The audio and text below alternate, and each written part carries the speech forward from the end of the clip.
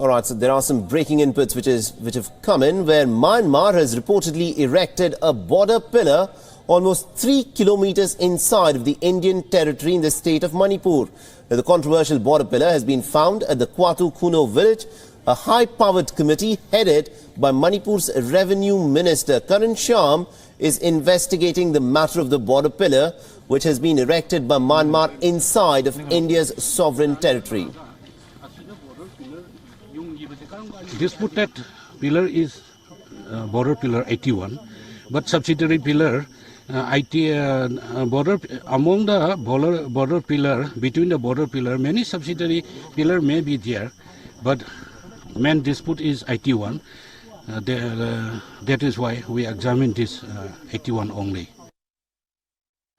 All right, so that was Karan Shyam, the Revenue Minister of Manipur, there stating that they are investigating this controversial pillar.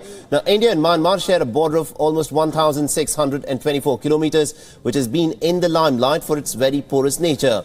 A survey was conducted by both the nations in 2003, on basis of which a fence has been erected. The controversial border pillar inside the state of Manipur has other subsidiary pillars which were constructed by Myanmar in the years 1969 to 70, but it is not very clear that pillar number 81, which has now become a bone of contention, was constructed way back then, or is it of a more recent origin?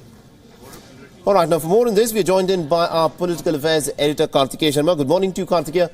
This is a controversial pillar that's been found almost 3 kilometers inside of India's territory. What do you make of it?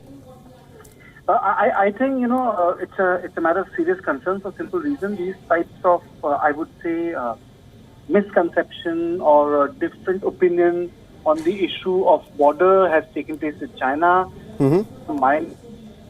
I would say that it really just want to show that we are having problem in our neighborhood.